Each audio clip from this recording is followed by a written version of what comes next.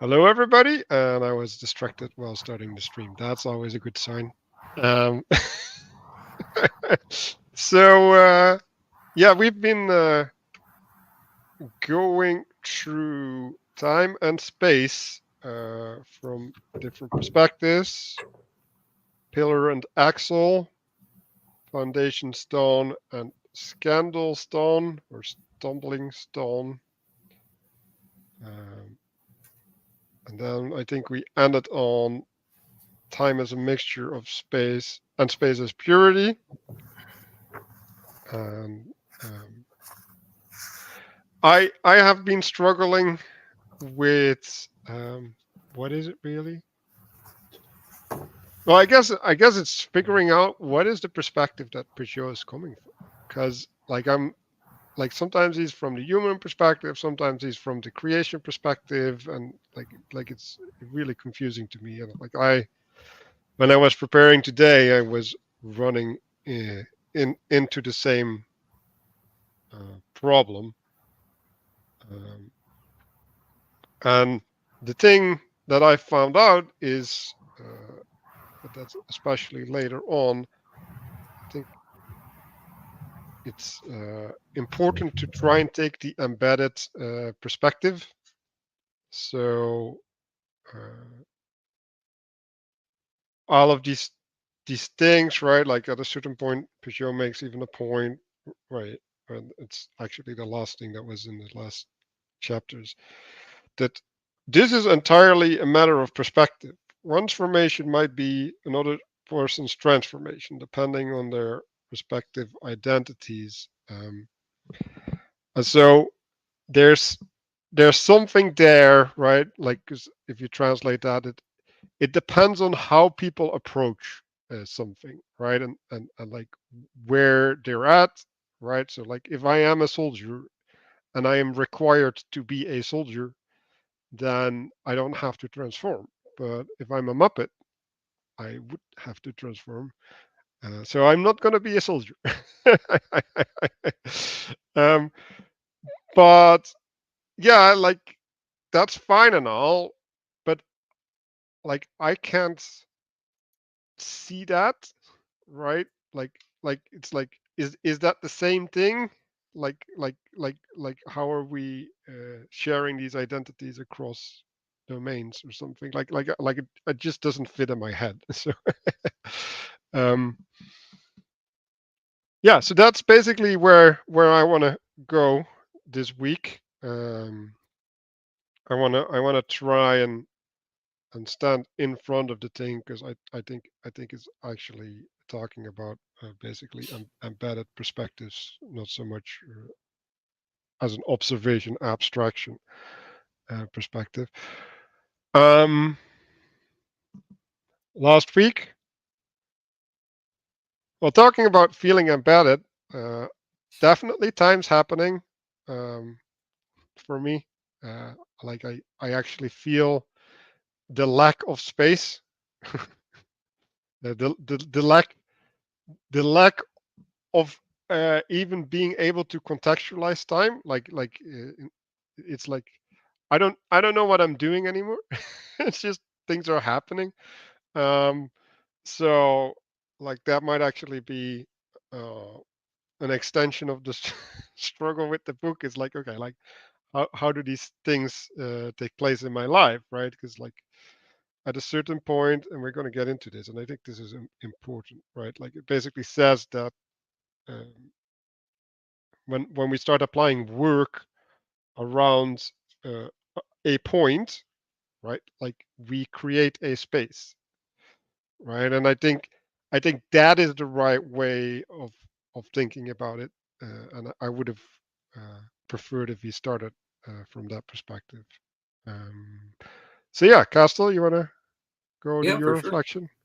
So I've had a pretty fun time preparing for this week, and there's a lot of stuff that I had already prepared last week that will kind of come into this. So I'm looking forward to at least, even if we only do 3 chapters, I think we've got a nice block coming up here for this week.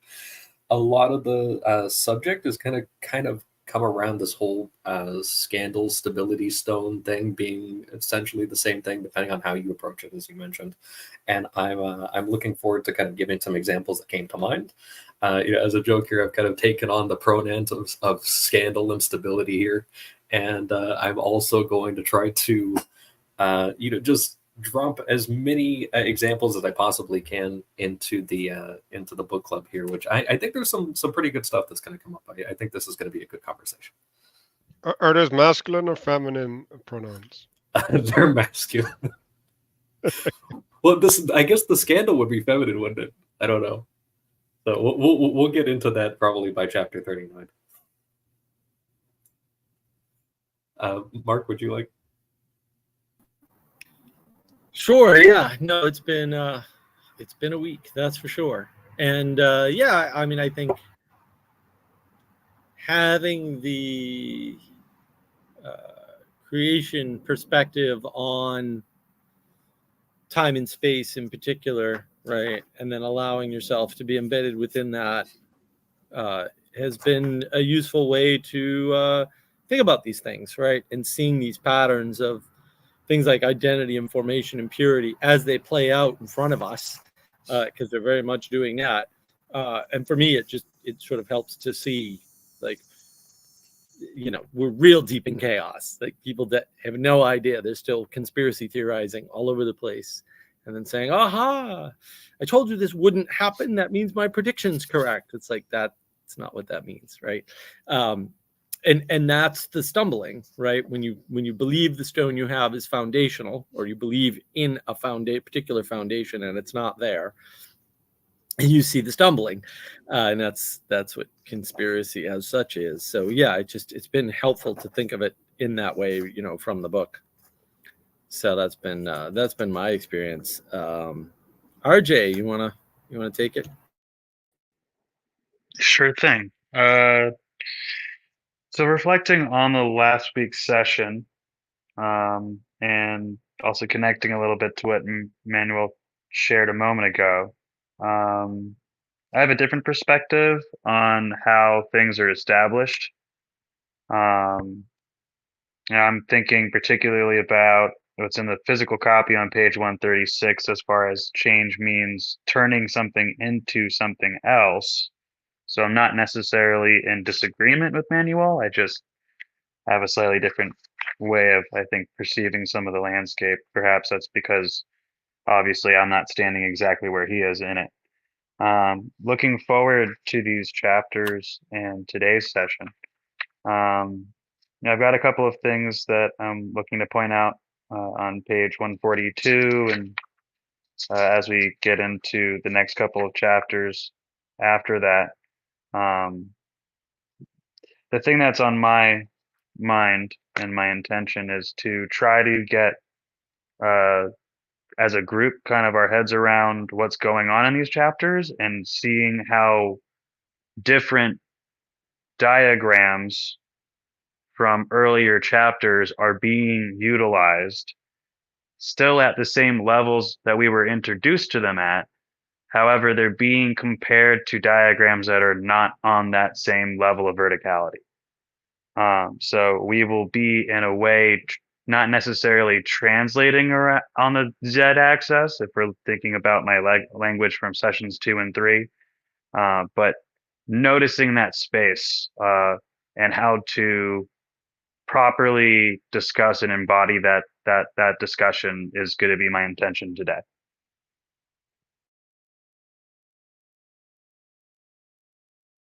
Ivan, you wanna go?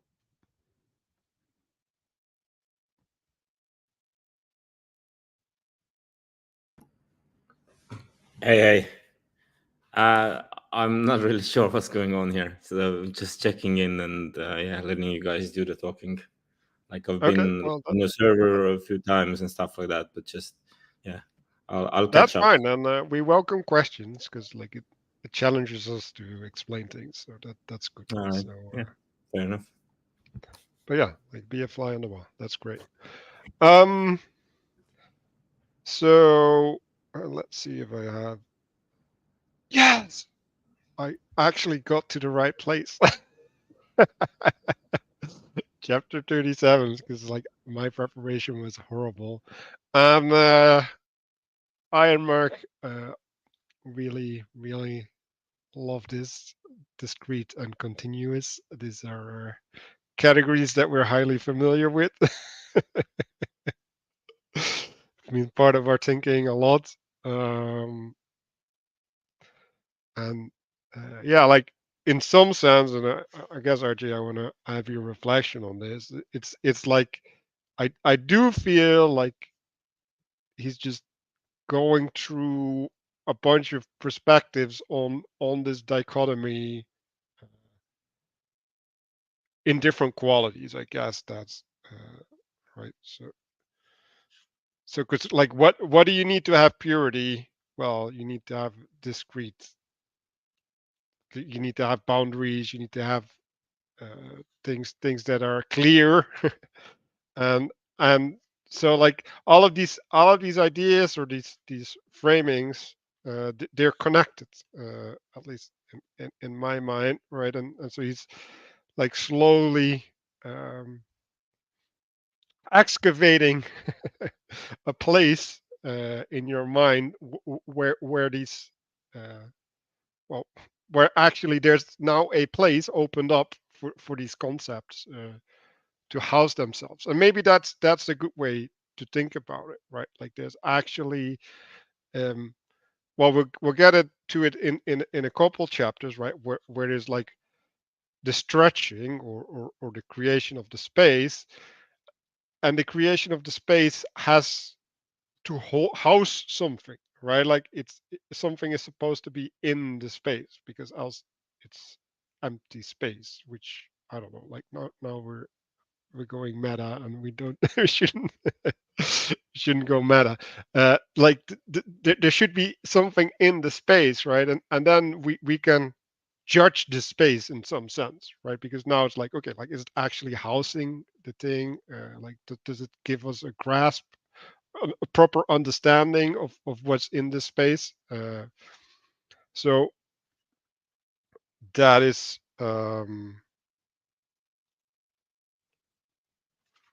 how I wanted to start. Yeah, RJ, did you want to respond to that? No. I don't have a well articulated response as yet. Partially because I think I may need to understand more about what you're seeing and how you're gesturing at things in order to make that articulation. I can certainly try to articulate a little bit about how I'm seeing some stuff, but I'll bring that up as it becomes relevant. Okay. Well, the first thing that stood out to me is that at number 2, it says the more two things are different, right? Which is already like in my mind bad English. Like why aren't we using a spatial metaphor, right? Like the further two things are apart, like because like it's actually a distance thing. But well, I mean, it's not distance in this context because he's saying the difference is irrespective of difference on purpose, right? Like if you have a cube and you have a circle, how far apart they are is not relevant to how different they are in that way. That's what he's gesturing at. I mean, this gets back to the thing that RJ, rightly harps on about the diagrams. The diagrams are different perspectives on the same thing, not all of them, but many of them. So when you don't see motion, you see two diagrams, they're not opposed. They're just different ways of looking at the same actual thing, right? So usually a side view and a top view, right? That's typically how these last few chapters have been doing it. But that's not the only way. So things can be different in space by distance, or they can be different in space by not but by the amount of work required to transform them. And that's actually really significant, because transforming a square into a circle takes the same amount of work no matter how far apart they are, right? Because the distance isn't relevant to the work. And that's, I think, it's those two different aspects that are important, right? Because you need both of them to do anything in the world, but splitting them apart this way is helpful because it gives you discernment to see through contrast, hopefully. I'd like to add to that we are approaching, I think it's in chapter 41, just a quick allusion that with the work aspect, that in order to do that transformation, say if you had a square that you wanted to turn into a circle or something like that, or the other way around, you want to get a square out of a circle, that diagram is coming up later. It results in actually having to cut off some things that end up your remainder. Which presents some other potential challenges there, but that there is work involved in that, and that you can change it, but it requires a cutting off sometimes. What about like agricultural kind of terms? So let's say if you have like a rice field and now you want to, or let's say you like grow wheat and barley and stuff like that. But if you want to grow rice, like it really has to be transformed, the land itself. Like it's not suitable, right? Or same, I guess, with like farming and stuff like that. Mm-hmm. Yeah, that's a good point. The space could be zero, right? The distance could actually be zero. Mm. You're just taking something, not moving it, but transforming it, because there aren't two things, right? There's an idea of one thing, and then there's the thing that you're transforming, and that's why it's not a distance issue. If I could make reference to a very interesting way that this is presented in fiction, at the end of The Hitchhiker's Guide, the novel, there is a moment where basically something explodes, sending the group forward in time, and there's a whole little exchange saying how they've gone somewhere else but haven't actually moved anywhere. And there's a couple of very dry English jokes that I'm not going to try to relay here, but that's a way of thinking about it. If you drop through, you can move through space and time, but stay in the same quote unquote place, in the same way as people might experience this as experiencing a memory of there wasn't a restaurant on the corner there, and now there suddenly is. It's a way of thinking about how this pops up in the real world. Some of these experiences of change taking place or time taking place, similar to the agriculture.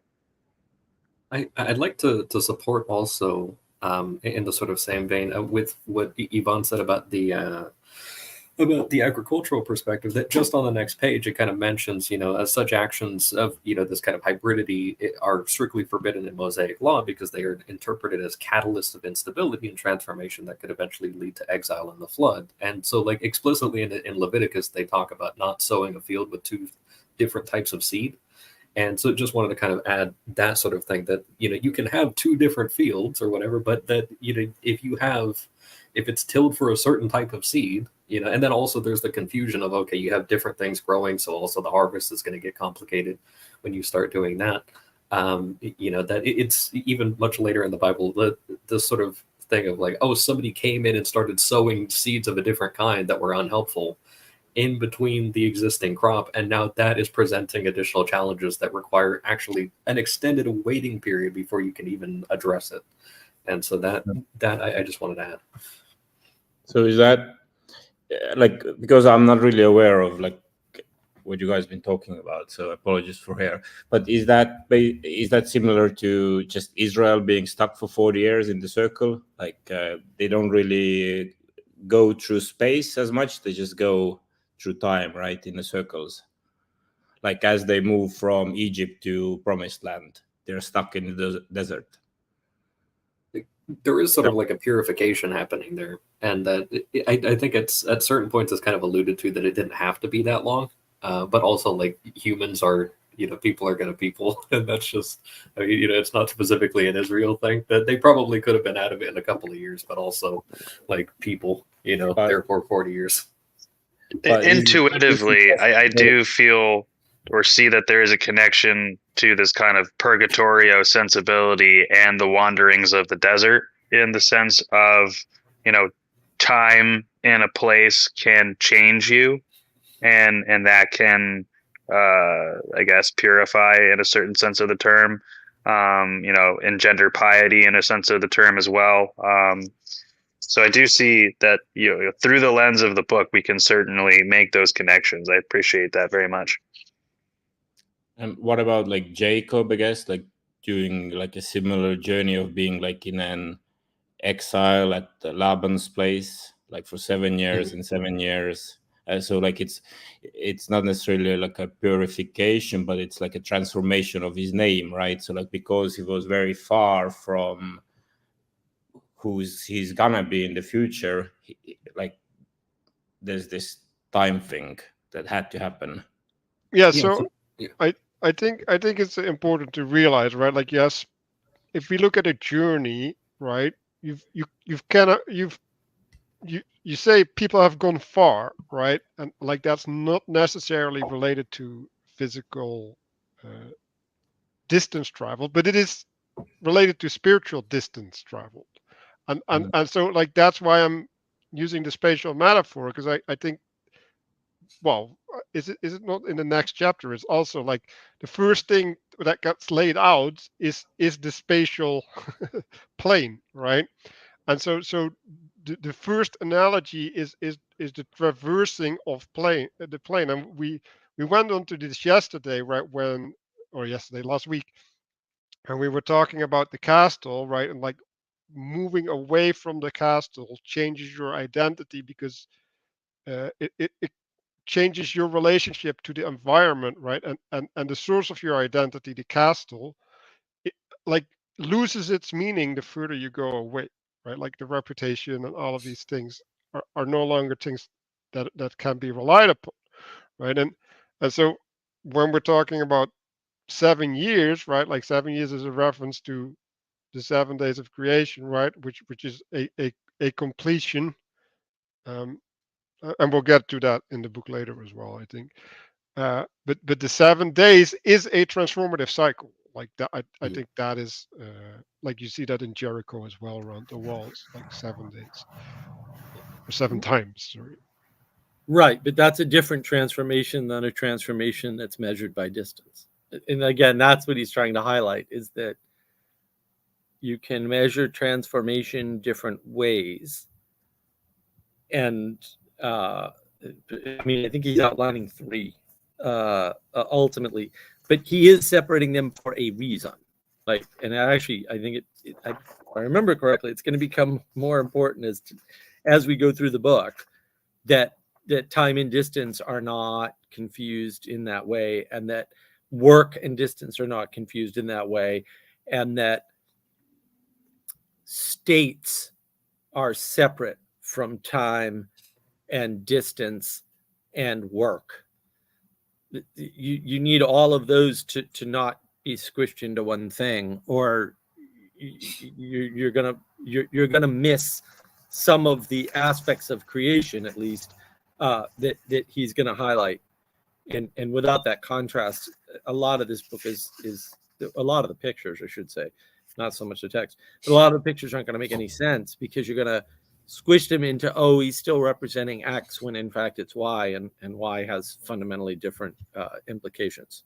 So that I think is why he's doing that, right? Because distance is related to work, but you can't swap them like at all, and that's the problem. Like no amount of work is going to make you go a spiritual distance, for example. That's not reasonable. And so you wind up in this trap if you don't disambiguate these things, because you can't then independently discern them and put them in right relationship. And that, I think, is a big task of the book. It would be interesting to talk to Matthieu and find out if he thinks that he's succeeded, if that's his intent. I obviously have to infer it. If he thinks he succeeded in that, because I would point to some other book clubs I've visited on and off with this book, and clearly they didn't get it. And as a result, they came to very strange conclusions about what is actually here and why it matters.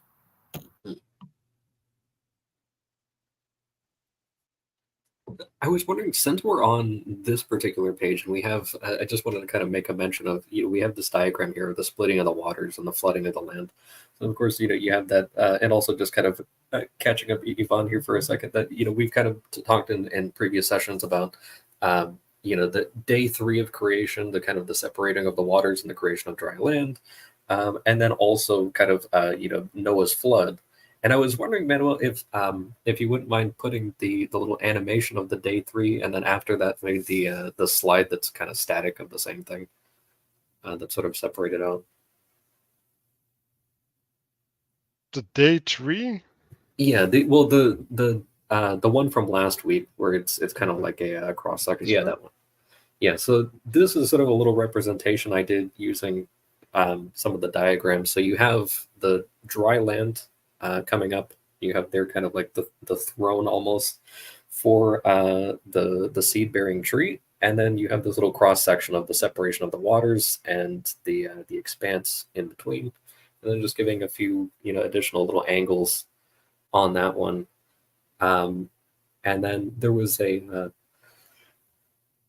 another little thing where it kind of had them like flat, and I just wanted to kind of show that a little bit of you're seeing this sort of thing of these, you're introducing enough multiplicity that now you can actually start building things, but you're also not introducing so much stuff that you wind up like reflooding essentially.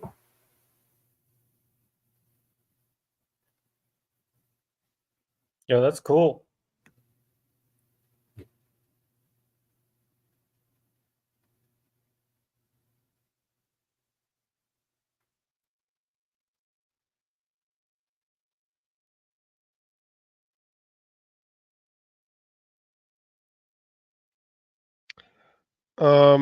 So one thing that I noticed in this diagram on top here is that the water level didn't change, but only at where the space was established, and that's not the way I envision it in my head, right? Like when I see land created with water, like it's lifted above the water. It's not the space is not created below the surface. So that's interesting. Well, I don't think that's the surface of the water, though. I mean, the water. I think that's what it looks like to me. He's representing the splitting of the water. So the surface of the water is still the water that's below, but you'll notice it's not the same length. Oh, that's splitting. Oh, okay. Yeah. So the upper ones would be like the firmament. Yeah. So if I could gesture at the story of Noah's flood, and I'm not going to be able to remember this offhand, but the overall gist is God is separating the waters. Thus we see here the splitting of the waters, and the Noetic covenant is on God's part to keep them separated to establish stability. And I like to point at, in the same or in a similar way, that when rains come down and wash silt from the mountains into the rivers, and then the rivers recede after enough time, the silts build up and reveal new fresh land. So to me, it's not necessarily an emergence of land, but it is the establishment of new land in a sense. It's the revealing of land. Right. Well, a substitute. Well, and this is one of the problems, right, with the emergence as good folks, which is unfortunately nearly everybody you're going to meet now. Because they don't have emanation, they can't recognize the difference between emergence and revealing or revelation, and that's what like everything's emergence, and so they get confused, right? And they don't understand some of the things that quote look like emergence are revelations. They're revealings, they're unveilings, they're not things that pop out of nowhere, right? Which is sort of the scientific worldview. And I think Castle, I I'm going to say you're right because space is below the split waters, that it is the firmament. That'd be a good question for Mature, actually, because I don't know, and I didn't think it was clear in here. But and unfortunately, I didn't read that silly book it's based on. So, I don't. Is it explicit that the splitting of the waters it creates? I think there's multiple splits because there's also salt water from fresh water, right? So, but that's not what it's described here, right? Like it's actually referencing.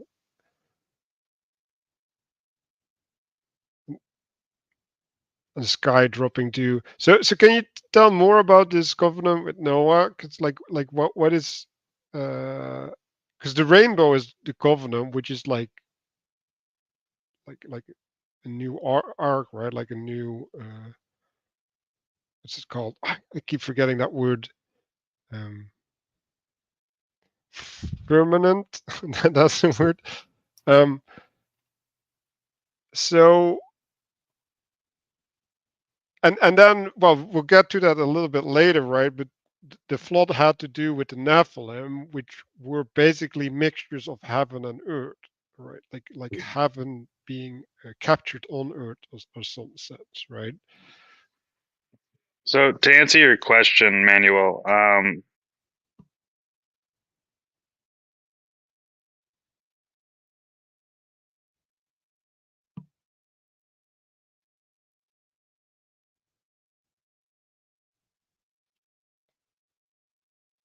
Yeah, you cut out. That maybe that's your answer. Your answer is silent. he created the space, but he didn't fill it. am I still there at all? Now you're back. Now you're back. Okay. Yeah. So it's Genesis 9:8-17. God uses the language that is seen here is again establishment of a covenant, and it's that never again will all the land be destroyed by waters of a flood. Never again will there be a flood to destroy the earth. And going to your point about the rainbow, yes, that is a bond between heaven and earth, but it's a bond because they've been separated. So there's a split sometimes and a sustained separation, which establishes stability.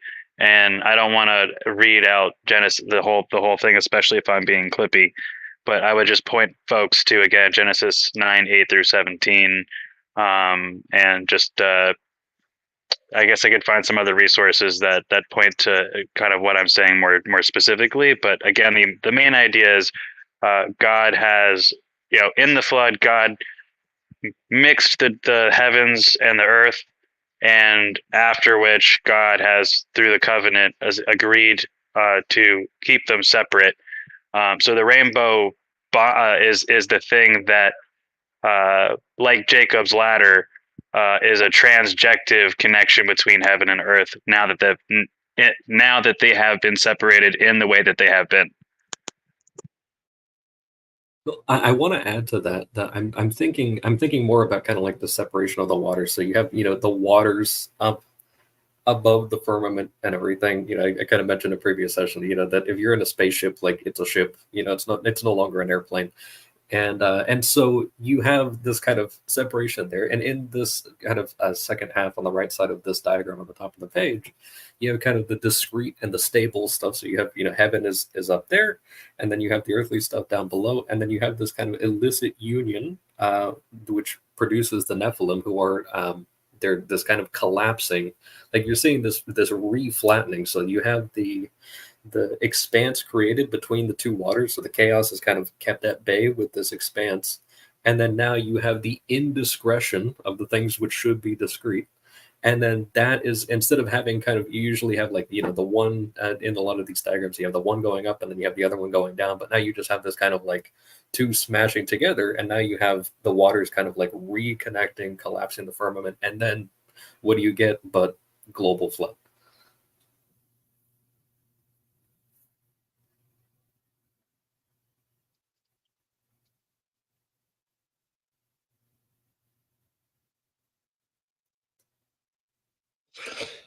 One thing that came to mind when you think about the rainbow as being a promise that God won't flood the world again was blood. There's lots of examples of blood being used as promises in the Bible. I don't know exactly what the connections are, but one thing that came to mind was during the Exodus, when the Egyptian firstborns were going to be killed, the Israelites were supposed to put blood on their doors, right, to signify the passing of whatever that hand of vengeance was exactly.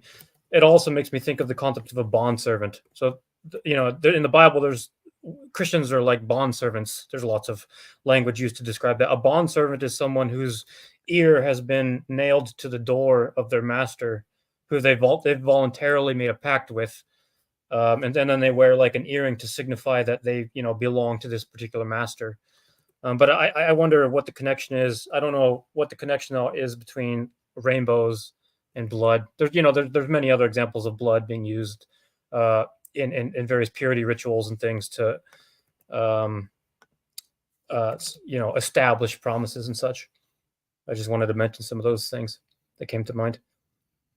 Well, some of the stuff that's in the same category as blood, as far as like renewal or life thing, like you kind of get this, that we had a little bit of this imagery of like the red and the white, and that the red is kind of like the earth of the valley, and then the white is kind of like the snow-capped mountain. So you do have this sort of polarity of those two, that they can be top and bottom or right and left, with the red on the left. And so you can also see that in like the barber spiral outside of barber shops and stuff. And so there is this sort of connection between like blood and life and renewal and also wine. And then like wine and drunkenness alongside the flood. Like you can look at Noah's drunkenness after the flood and everything. So there is kind of there is a little bit of that is playing in there. So it's, I don't know if it's like, I don't exactly have the answer, but the putting the towel with the blood on the door as like this angel of death comes through Egypt, you're seeing a lot of these things happening to Egypt, where even like the river is turning to blood. You're having a lot of these, pestilence and overturning, like time overturning Egypt over and over again. Like later on, we're going to see, time is not just water, but you can also see it as like overgrowing weeds, or like being overrun by animals and that type of thing. And so I there's sort of this thing of like, okay, you're going to have something in place of that, I guess. Like you're going to have, some sort of renewal is happening. So like one has to be done in place of the other or something like that. That's kind of, it's a little low resolution, but that's kind of where I'm going right now. So I think the blood is also associated with a bond, right? You become blood brothers if you're tied to your family with blood. And I think if you put blood on your house, I think you tie yourself to the house. I think that's probably part of it. And also, like, blood is the water of your body. Like so, and that is also the transformative agent, right? So like when the blood of Christ is drunken, right? Like that is the transformative capacity that allows you to wash away the structure inside of you, so that you can conform to the bread you've eaten before. Like, yeah, it is the cleansing and sort of renewal, and that even that, like the kind of the bond, like that is a type of renewal. And I've even actually seen Matthieu Pageau mention on like the bread and wine that specifically, he actually explicitly says that that's like the now available fruit of the tree of the knowledge of good and bad, and the fruit of the tree of life, which he also posits are exactly the same tree. And there's a lot of interesting stuff in that, but that's kind of, that's much further into the book, I think. So I won't go too much further into that. Don't want to sidetrack, but like how are the waters split in like natural world? So like sea waters or like salt water and like drinkable water, how are they split? What's the process? Do you know? Is it just that the land itself? So like the salt gets stuck in the soil and the land, and now it's transformed into drinkable water, or how does that conversion work? Do you know? I wonder if there's like a connection. well, I would actually say that when water evaporates, it is refined. Like it is purified, literally, right? And so then it gathers up in the heaven in the cloud, and then it comes down again. Mm-hmm. But we have enough. We have not the bitter waters, like drinkable waters from the wells, right? That's not just from the rain waters, right? So there is still like a separation. No, it is from the rain. It is? Okay. Yeah. That the aquifers were filled from rainwater that collected in natural cisterns basically under the ground after being filtered through the earth. And that's why they're a precious commodity, because it's firmament water that's sitting down below under the land. So that's actually what happened there. And that water is actually super valuable too, because it's much cleaner than rainwater. Mm-hmm. Because it's been purified by the land, right? Yeah. Uh-huh. And then you have dew. But also, like, I guess the land stores all the impurities as like minerals and as food for the crops and things like that as well, right? Yeah, it absorbs the impurities. It integrates them into itself, right? That's why it's associated with purity. And rain is like the life-giving force, right? And it's also the cup that won't run dry at the same time at some level, because it never ends. I don't want to go too far ahead, but like, what does it mean that like in the New Jerusalem, like there will be no sea? So like there's what does that mean? So that means that everything will be land. Like everything will be land. Okay. Yeah. Yeah, and we only have living waters, only rivers. Right. Yeah. Okay. So that means that everything is participating in the city, effectively, in the union.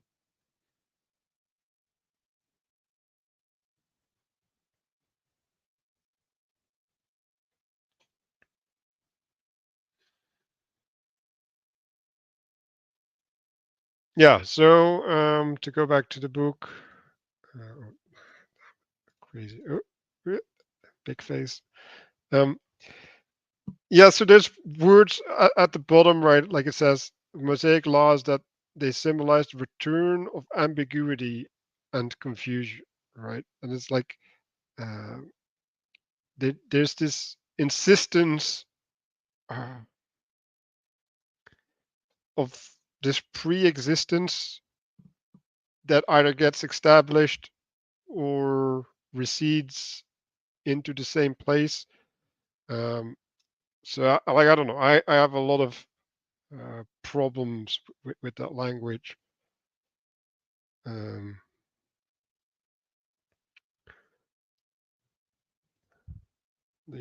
word process of regression here.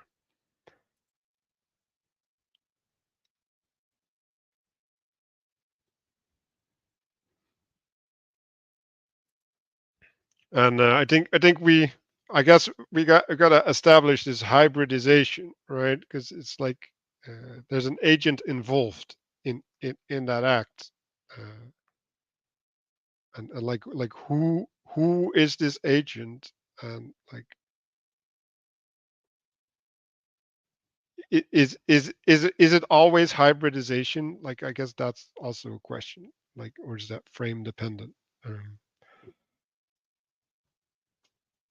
Well, I definitely see a parallel looking at this diagram, and in one of the more recent previous chapters, there is a diagram of I could just describe it because you also see it here, more or less. You can just see the shapes that it was kind of the a right side up and an upside down pillar.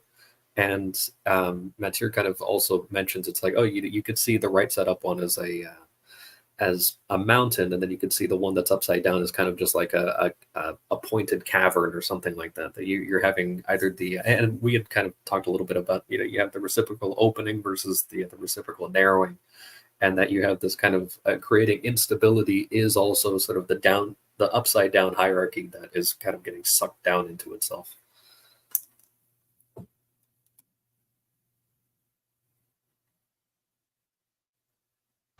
Yeah, I mean the hybridization were forbidden by Mosaic law, right? Like so right. It's referring specifically to the sons and daughters of Adam, Yeah. and also with respect to clothing. So it's not an animal thing, right? It's a be careful what you mix thing. It doesn't have to be, living beings, right? It can be the products of those living beings, for example. That's clothing. I would imagine applies, almost universally in that, in that sense. If I could just, sorry, please continue. Yeah, I just want to say, like, again, I mean, I think it's easy when you're, say, drowning in the images, to lose sight of the text and to lose sight of, again, the actual topic of the book, right? Cosmic symbolism in Genesis.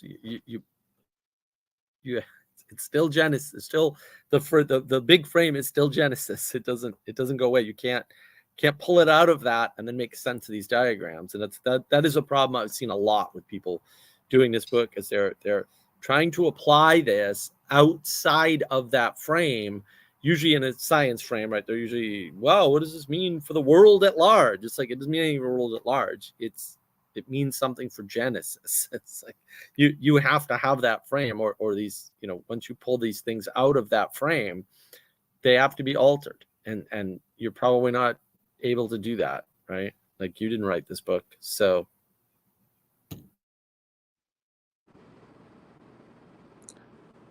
I appreciate those two things that you mentioned, Mark, and I want to use that as just a brief departure point to point at one, the term Erev Rav, which is the term for essentially the mixture, where mixture is not the best word, and I'm no authority on Hebrew or the biblical text or Masoretic text by any sense. But the important point here is that, as I understand it, you've got the things that cannot be discerned, the collapsing of two dimensions, perhaps one could say, in the Erev Rav. And to the second point, which I'm actually going to switch and say, the more important thing here is the diagrams we have on screen will be important as we go forward into the next few chapters. I think it's useful if the folks at home have a copy of the book or can take a screenshot, to take a look at these particular diagrams and to keep them in mind as we go forward to look at some of the things in the next few chapters. And that goes towards also Mark's point of, and I'll rephrase this in my way of saying, and it's not so much Mark's point, I guess I'll just fully rephrase it and say it from my perspective. Reading the text forward is important. That's not to say that you can't look backwards once you've gotten to a certain point and see how things are overlaid or inlaid or related to each other. But I do think that there is more than just value, that there is actual importance to read Genesis forward and to read this text forward. That's not to say people can't look at later things that happen and interpolate them or understand them through this lens. But it's the directionality of that effort that I think is significant. So should we read the mixture thing as the establishment of a principle from Earth, instead of that the principle comes from heaven? I mean, you can look at that as emergence, right? And the specialization as emanation. I'll note too that one other what I think of as useful way to think about this is note that what changes about the diagrams is merely, although it's not so merely, their orientation, right? It's how the triangle is oriented, and that changes everything. And so if you wanted to say, what's the difference between being is good and emergence is good, it's in this diagram right here, right? Emergence causes strange mixture. And I suppose it's theoretically possible that it might end up being good, but you're gonna have to bring some serious evidence for that. Whereas the being is good is the acknowledgement that the emanation has come down upon everything, not just you, but also you, and that's what allows for the definitiveness. And I'll just bring this up only because it's very strange that I thought of this morning, long before I did my reading for the day here. One of the mistakes that people are making, and by people I mean nearly every single person that talks about evolution, is they seem to be confused about the title of Darwin's book. Darwin understood his work to be the ontology of species, or the understanding of the specialization emanating from above. And what everybody else is interpreting Darwin's book to mean is the origin of life, and not the origin of species, which is the name of the freaking book. And that actually right there nicely encompasses the difference between emergence is good and being is good, because one presumes being, origin of species, because species is merely the ontology as categorization of the things that have emanated upon you, we'll say, or all around you or something. Whereas that does not answer the question of, we'll say, where does life come from or something, right? It doesn't answer that question at all. And that I think is super important to understand. So yeah, these diagrams are super important, and the orientation is what's important. And the orientation changes the nature of, if you want to use the full orientation, we'll say, changes the nature of the strange mixture to establish space, right? And that's super important, because the two black nodes don't change, right? And the direction doesn't change either, actually, in a sense. But what changes is the orientation, and that flips the direction, right? And so that's what's really important, is that orientation actually changes the nature of everything. Yeah. I'd like to make a... Oh, go ahead. Well, one of these strange mixture categories that might be a good example for people is colored people. It's like you're identified against not being white, and it's like, how is this a category that's useful in the world? Like you mixed something into something, and like you want to organize the world from there. Like that's not a valid move, right? Like you can't get any good from there. I was thinking, I have kind of a silly example that I'm getting this kind of image as I'm looking at these two diagrams. You see the diagram on the right. I'm imagining kind of like you have the emanation happening, but I'm imagining you have two containers almost. So maybe you have two different shaped cups or something like that, and then the waiter comes by with a bottle of something and pours that bottle into the two different containers. They could be different shapes, but it's being hosted by, or they're hosting the same sort of thing. So you have, all the animals are, have the breath of life in them or something like that, different types of containers.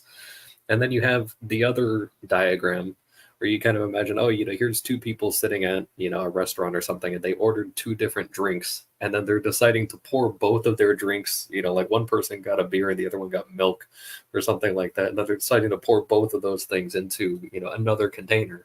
And now you have something that neither of them can actually do anything with. I really appreciate that imagery, Castle, and I'd like to stick with that going forward. Actually, um, the thing about the concept of the era of Rav, and perhaps this is where Matthieu didn't actually bring this up, just to clarify some of what the concept and the term means. It really is less about the intermingling and or as I rephrase that, some of the collapsing. It presumes some of that has already happened. The term is directed at the the remainder, in the sense of, and I appreciate Mark picking up on this imagery. It's cloth, which comes as a product from animals, and it's the admixture of those products. And Manuel, you asked or pointed about uh, the principle of the matter, and without uh, pontificating too much longer on this point, um, the principles that play out and then become difficult to discern which way to go, is how you can connect some of that with some symbolism here in the book, with that term of the era of Ra, and connecting that to Castle's beautiful imagery about the different containers and pouring them together versus not being able to perhaps unmix those mixed waters, or of different kinds, or you can think about malts of whiskey, or what's the term for wine? Blends of wine. Especially, I think, wine, given the source material that this particular book, The Language of Creation, draws from. So just weaving some of those together and to tie a bow on it. The splitting that we saw before is being re-examined here at the other end of how things can, in a sense, come together, and in the more discrete language of the effort of this book club, from my intention, that tracks out to, in the next few chapters, we will see how certain things are translated from certain perspectives, being the same thing, can help you discern things that are being combined on the left and help you track out things as they are separated back out on the right. That will be difficult to understand at this point, but hopefully, if my intention and efforts are aimed and are true, then that will make sense as we continue on. Mm-hmm. I wanted to make a quick note now, just kind of tying in together, because I'm still thinking, Yvonne mentioned the agricultural thing, and I'm thinking within the same context of what you were describing. I'm thinking of kind of, there's the in a previous session we had talked about like the what is it, the tzitzit, that is kind of the little fringes on the edge of the, it's a linen garment, I think, but the fringes are they're not actually like tightly wound or anything like that, and they are wool, so they are that little bit of remainder that's at the end, but they're also still kind of like dangling. And then you also think like agriculturally, there's the that you're not supposed to 100% harvest your field, but have like a little bit on the edges so that the foreigners can actually come by and take some for free. And so there is kind of that little availability where you're in right relationship with the remainder by deliberately not accounting for it, and then there's no kind of pushback between the inside and the outside. You're picking up on some wonderful stuff there, Castle.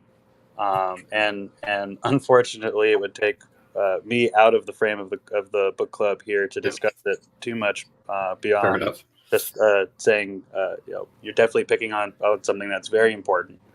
And also, I want to commend you on the attempt at the word is tzitzit, but it's how you say it, not what you're trying to say sometimes with some of these things. But gotcha.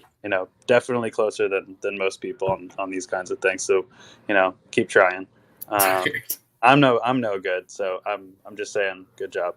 Appreciate it. One thing about them, there is the blue thread that should be in there as well. So towards your point about the remainder, the tzitzit are supposed to be of pure, essentially white, and yet inlaid in that group of the remainder of the fringes of your cloth, which is you're commanded to have,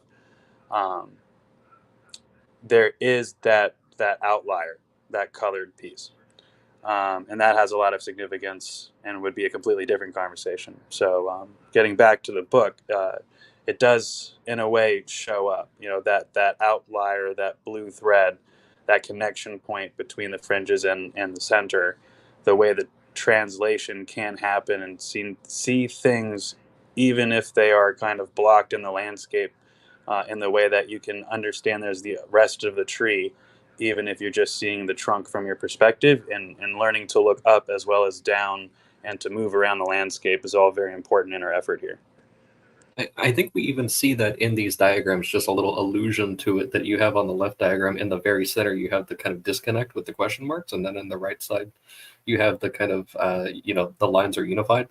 So there is that little bit of like, okay, there is, you don't really, you see it as like the three components and the lines going through it, but in the left diagram, it seems like, there is an important connection there that needs to be made, to your point.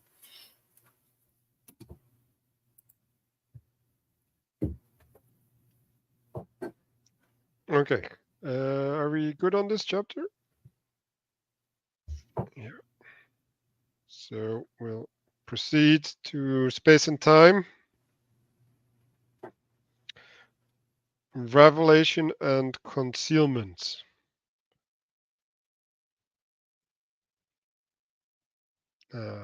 So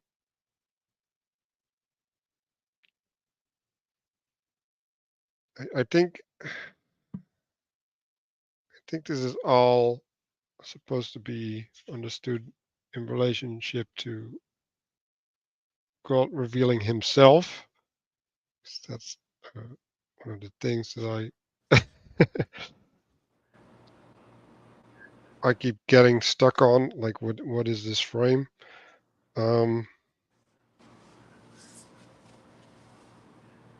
If I could point out the top text here.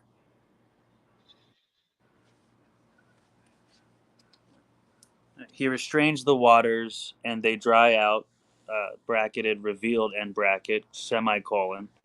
He unleashes them and they overturn the earth, bracketed, concealed, and bracket, period. So I see here in the brackets, Matthieu is pointing out how he's using some of his language. But this also is part of what I'm drawing from in some of my earlier comments. He goes on to say the two diagrams below essentially sum up the metaphysics of biblical cosmology. First, describing God as the creator of heaven and earth, and second, describing God as creator of time and space. So we're seeing here several images and superimpositions of ways of the diagrams have functioned. So I'm pointing out the arrows, the kind of triangular image in the center of these two diagrams, the semicircle facing up, which is labeled Earth, and the semicircle that is the top half that's facing down, that is heaven, as well as the two labeled time and space here. So this is the first time that we're seeing a comparison of two things that have the same dynamic at different levels of verticality.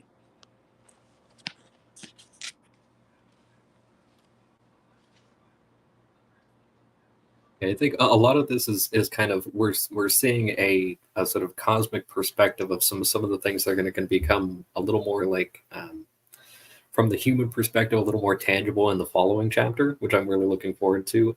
That the sort of thing of the two stones being the same thing, and that these are at least having the same sort of source, and depending on how you approach them.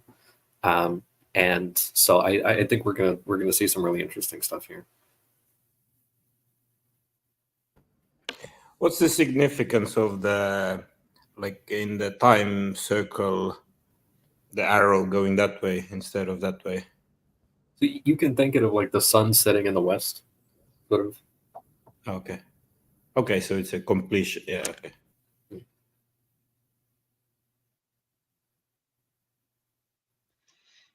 Yeah, and like it's not in this graph yet, but in a later graph, which was part of the reading this week, a space also has arrows around it, and up and down, right, which goes in the mediation downwards and the mediation upwards, and in some sense, time moves by itself, right? Like it just manifests, while space is actually mediated by an agent, right? Or in other words, like you can look at time as God as the agent, while space there's a cooperation with God.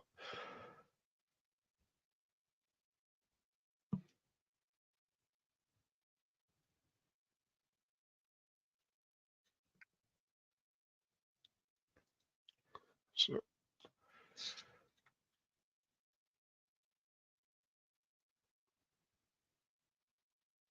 let me see.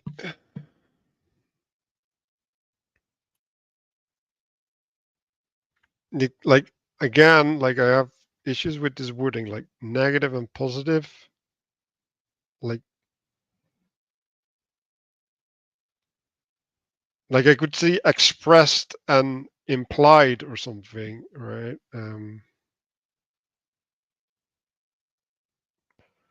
You think maybe you're seeing it in terms of like magnetism, like the two different Oh, ends the of the magnet? poles. Okay, yeah, maybe that's it.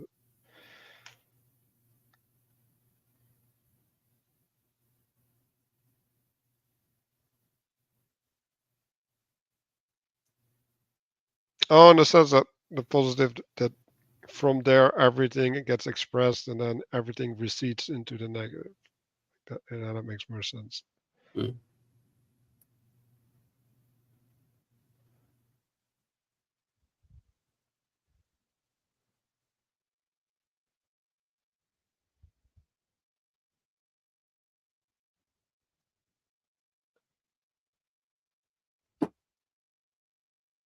Yeah, although like I have, well, it's the gravitational force in relationship to the centrifugal force that I have in my head now, right? And then because they have an interaction, that which orbits implies its center, and I think. But if you look at the solar system, right, like it orbits something that's not concealed, right? Like it's actually most expressed of the whole place, right? But yeah, I guess that's where the metaphors end or something.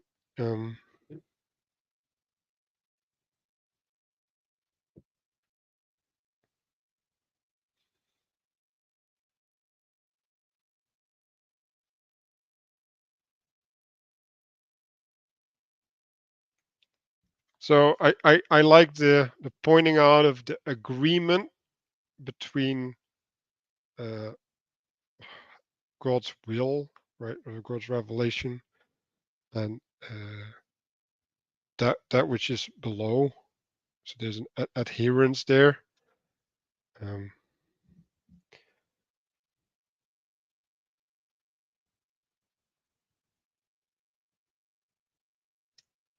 And like that's that agreement, the agreement with God is the prerequisite for your participation in it at all, in some sense, and the revelation as such.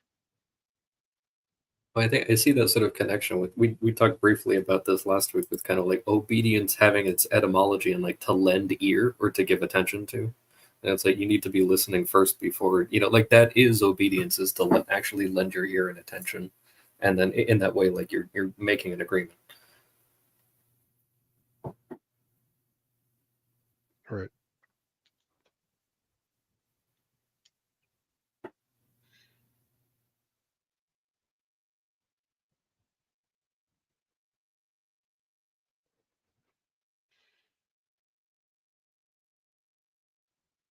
Do you want to go into the rigor and leniency? I did want to just kind of mention, I think this will probably show a little bit more on the next diagram, where it shows kind of like lenient and rigorous, and then it shows, you know, firm mediation, consistency, and completeness, and loose mediation. This sort of thing, I think I saw that there was a comment last week by somebody named Mitchell, I think, who was kind of curious about some of these concepts kind of stacking, and I let him know that this was going to be coming up in this chapter. That in the same way that you can sort of start including various things in categories, like we were doing with sort of like, you know, the wine and the flood and blood and all these different things, that you can also kind of have these things with, you know, you have the loose mediation, you know, and the firm mediation. And a lot of times, like in sort of church language or like theological language, they would talk about that as like permissive will versus like active will. And that you can also see some of these things of like the permissiveness or the leniency also as completeness and mercy. And perfection is sort of a word implying roundness as well, with the sort of more firm mediation also being related to consistency, also justice, righteousness, and rigor. So I just wanted to kind of buttress those words and kind of add a few additional examples for each of those sides. Or you think perfection is in the completeness, not in the consistency? I think so, and I reference Noah, that there's a part where he's described as being perfect and righteous in his generation, and I see that mapping onto this diagram, that he's complete and also straight. That the perfect has a connection to circularity, I think. Let me see.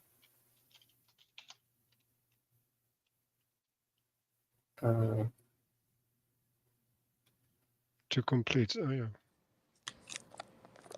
yeah. Manuel, if I could just point something out about the previous page. I have highlighted in my copy, just wanting to draw it out for us and the folks at home, just very specifically, the sentence, "the stage called dry land," in quotes, is founded on a direct revelation of God's identity. And then in the next paragraph, it says, conversely, the primitive stage called flooded land involves total concealment of God's identity. So I think that's just important vocabulary to keep in mind as it relates to the previous chapter. We don't always get a one-to-one explanation of the diagrams. Although in a way we can see how, again, we're seeing a different level of verticality here. So thank you very much. Yeah, RJ, I think it's actually what you said is super important, right? Mistakes or errors or omissions aside, not that I know that there are any for sure, I think Matthieu does a brilliant job of putting you in a place and giving you tools for discernment such that you're forced to draw the one-to-one relationships such as they are. I mean, they're not one-to-one. They're if it's you, it's one to many, and if it's the world, it's many to many relationships that the diagrams have with the world around you. And it's not as if you should try to have a one-to-many relationship with the diagrams, right? It's just one way to think about it. But those diagrams are the key to the book. You can do away with all the words, actually, if you have a reasonable symbolic foundation. But this book is for people who don't. But I think he actually does a fairly good job of not too tightly coupling the diagrams to the words, so that you can get that many-to-many relationship out of the diagrams, which is really the goal, right? Like, symbolism is not about making signs that point to things. It's about making symbols that relate things in a multivariate way, right? Or in a many-to-many relationship, or allow different relations at different times without changing the symbol itself, right? So in other words, it's reciprocally opening because it allows for growth and change. Signs are reciprocally closing because they're one-to-one discrete relationships. I wanted to make a quick comment about the sort of dry land being founded on direct revelation of God's identity that RJ mentioned. That it just kind of called to mind that there was a past diagram, which I have no idea which page it was on, but it was when we had kind of looked at there was like a lowering of the water level as there was kind of like that mountain, and that you have this sort of notion of like the stretching out of the heavens. So it is kind of like a lowering or like a founding that's happening. So of course God's identity is has to emanate downwards. And so in that way, it's, the heavens are being stretched out, or the expanse is being founded more and more. And that is what's kind of establishing or leading to the establishment of the dry land.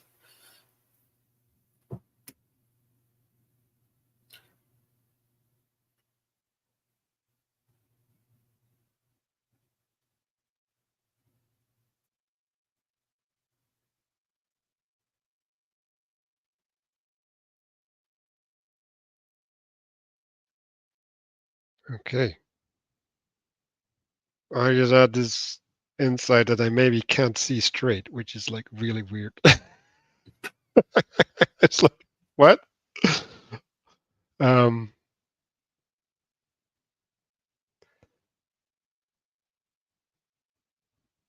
um,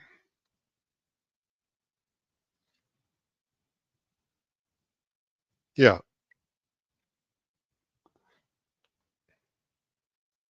So loose mediation is related to adherence for me. Firm mediation is related to conformation.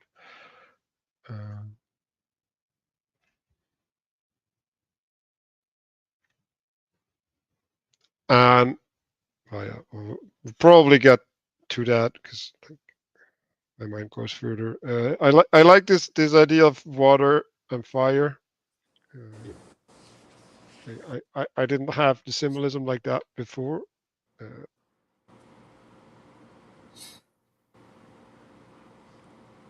Of the interactive nature. Mm-hmm.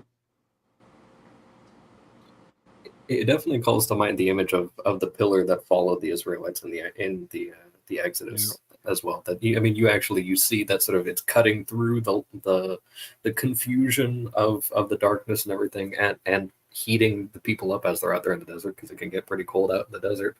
And then you have that they're nice and cool and misted and everything as they're out there during the day. So if I could point something out about fire in the way that Manuel was looking at it a moment ago, without having to put on my etymology and tinfoil hats and several others, when you feed a fire, right, you're putting fuel into it. The fire is consuming things. That is not dismissed or ignored in this worldview.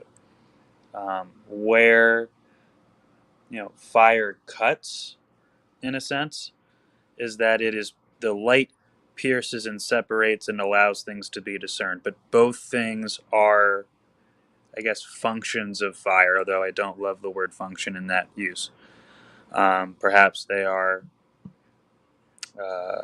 identities of fire, or aspects of what fire is on a certain way of understanding it.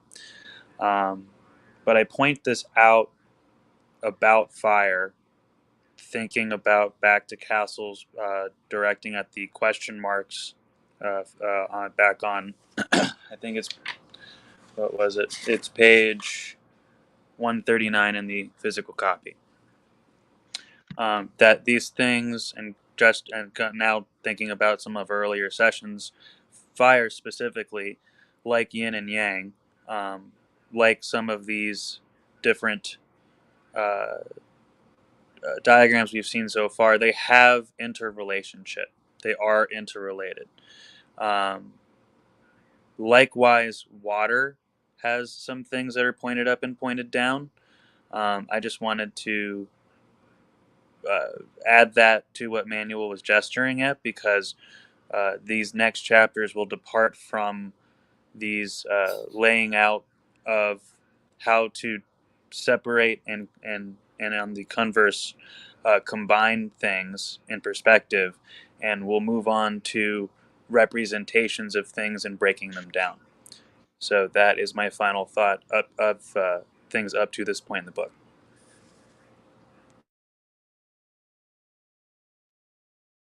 Okay, well, representation 1.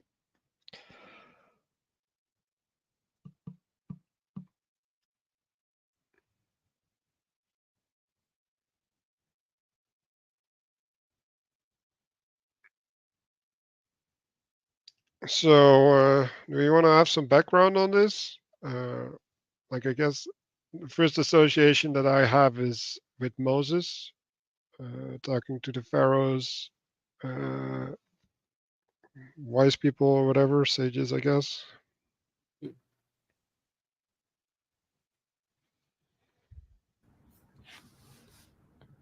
Is there also connection with like David and the giant and the like round stones? Though it's not directed at the feet, but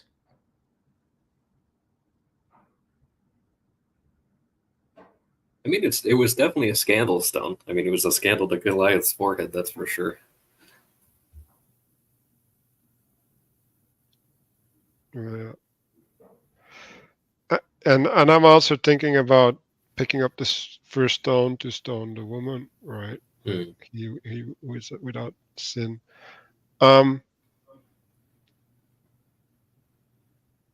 So in the first part of the disintegrating and reconstructing thing is, you shall be cut into pieces, right? Which is disintegration. And your house will be turned into dung heaps. So I was thinking about the flesh being the refinement of food, right? Like the plants, and dung is the opposite, right? Like it literally goes to the ground. It's unrefined. It's the remainder. So instead of the house being an orderly structure, it is converted into remainders. Like the house winds up getting flooded in a sense, and then the person winds up getting cut with a sword, which is like extreme stability. Is so they're getting it from both ends essentially. It's dissection, right? Mhm. You make what is whole into parts. No.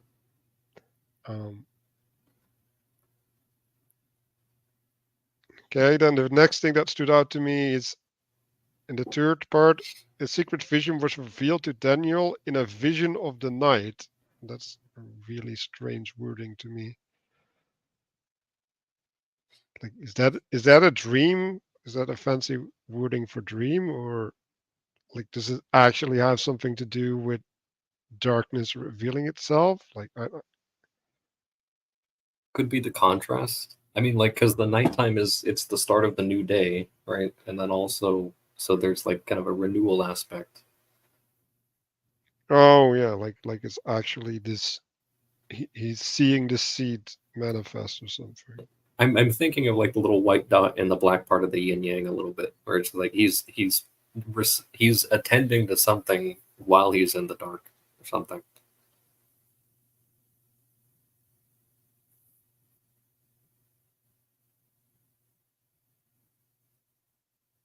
Yeah. Well, that connects to what he's saying later, right? Like that the light of God is basically revealing in the darkness or in the night. Mm. Yeah, and then the last thing, Pageau goes into this: a stone cut without hands. That's also really weird phrasing again. So I remember I read a bunch of commentaries like 4 or 5 weeks ago, and I don't have the sources for this, but the phrase "without hand" was a common expression, and it means without direct participation. So you can do many things without hand, right? So that's just there's some kind of invisible force behind that. Mm-hmm. Yeah, that's like time working on you, effectively. Yeah, like erosion or something. Yeah. I wanted to mention, if you don't mind, if I could read kind of just the paragraph that takes place right after this excerpt in the book of Daniel, because it's a lot more explicit. Like, of course, the symbolism applies to a bunch of different facets, but I just wanted to mention here. So it says right after he kind of describes, it's probably right between the second to last and the last paragraph here. So it says, and as you saw the feet and toes, partly of potter's clay and partly of iron, it shall be a divided kingdom. So he's explicitly talking about the communal aspect here. But some of the firmness of iron shall be in it, just as you saw iron mixed with soft clay. And as the toes of the feet were partly iron and partly clay, so the kingdom shall be partly strong and partly brittle. As you saw the iron mixed with soft clay, so they will mix with one another in marriage, but they will not hold together, just as iron does not mix with clay. And in the days of those kings, the God of heaven will set up a kingdom that shall never be destroyed, nor shall the kingdom be left to another people. It shall break into pieces all these kingdoms and bring them to an end, and it shall stand forever, just as you saw that a stone was cut from a mountain by no human hand, and that it broke in pieces the iron, the bronze, the clay, the silver, and the gold. A great God has made known to the king what shall be after this. The dream is certain and its interpretation sure, is how Daniel finishes his interpretation to the king. So I did find it interesting that in this chapter here that we're seeing that there isn't, and of course it does assume that maybe the person is also kind of reading through this, even though the book of Daniel isn't in Genesis, that there's explicitly in the original text references to this being related to like communal and intercommunal issues.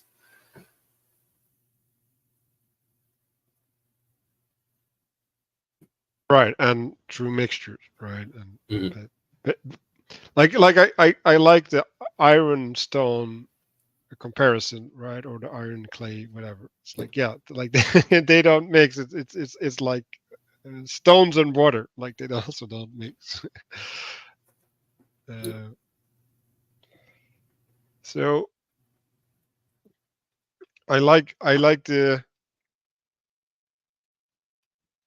this cycle or something, like you can see it as a cycle, like the laying of a foundation stone, erecting a structure, and then that structure facing its limitations, and then stumbling over that, laying a new foundation in response, right? So that's, well, maybe even a process of purification or something, or growth, or like all of these, right? And so there's a establishment based upon an identity, and then an adoption of a new identity or transformation as a consequence of facing something.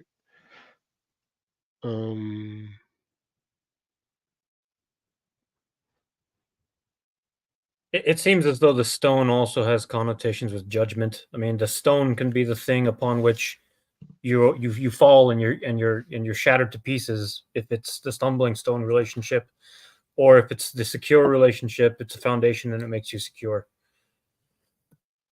And to your point about it being from judgment, like explicitly in the text, it's kind of said that like God is the one that threw that stone, like he's literally, and that it's in judgment essentially to these kingdoms that are not functioning in an upright way. And I one thing I thought was interesting, and I'm only going to make the reference because it would be way too much, but for anyone, the folks at home, just this morning for the first time I was reading through the book of Romans, and I found some stuff that was explicitly like directly related to this stuff. If people wanted extended reading, it's like 2 pages long.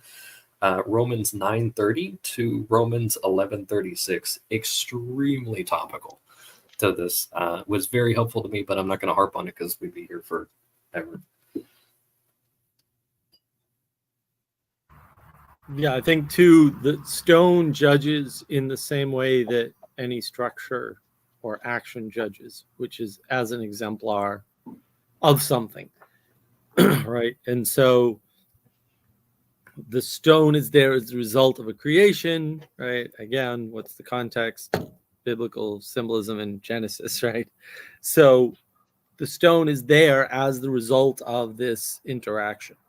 And that fact is important because to some extent it's your aspect, it's your interaction with the stone that determines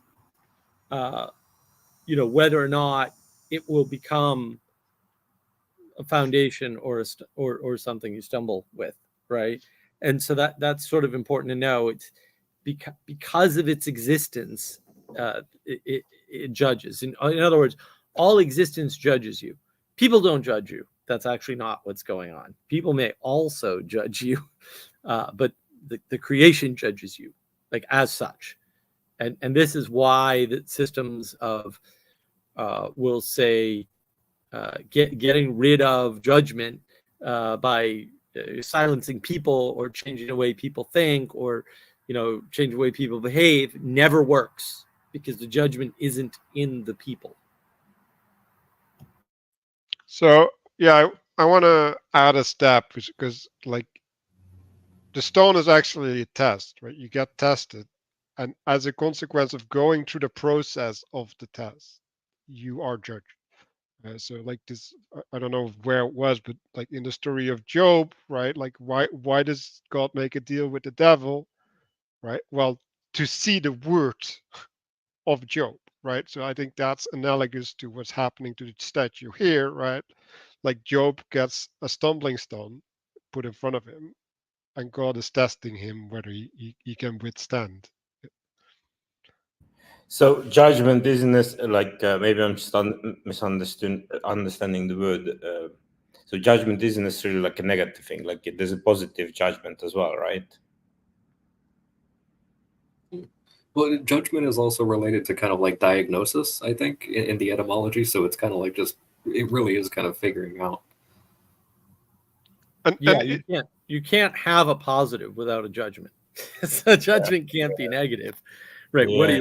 What are you doing to say something's positive if you're not making a judgment, right, relative to something, right? And so judgment is a relationship between two things. One of them is an ideal, and the other one is not necessarily an ideal, but it could be.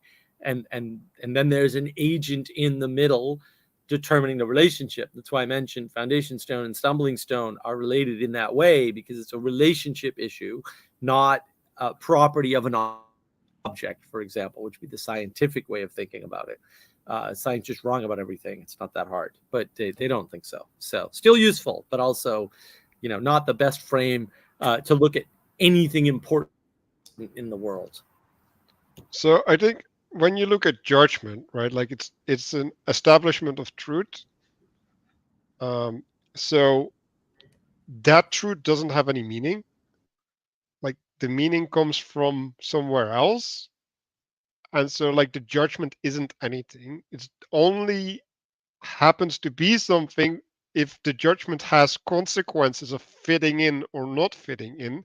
And then even if you don't fit in, if you turn towards fitting in and make sure you do fit in, right, which is what the stumbling stone is supposed to do, it's like, oh, you're going to start a transformation and you adopt a new identity. Like that, even then it's not a bad thing, right? And so like it becomes a bad thing if you feel judged and you feel incapable of being accepted afterwards, right? And like I think that's what is being talked about when Jesus says, I did not come here to judge, right? It's like it's not like I'm not here to exclude you. I am here to tell you that you need to be included, though.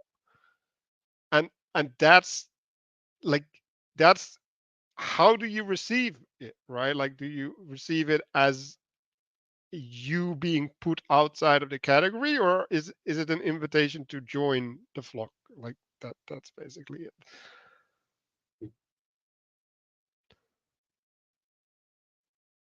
And because there's constraints involved, like you go to the doctor and you're doing some sort of thing, like you're smoking or you're eating badly or something like that. It's like, okay, well, if you want to be if you want to be included within the category of like a healthy person, that there's, you know, you're maybe doing some things that aren't allowing you to get into that. So how willing are you to kind of integrate by getting rid of these additional things that are weighing you down?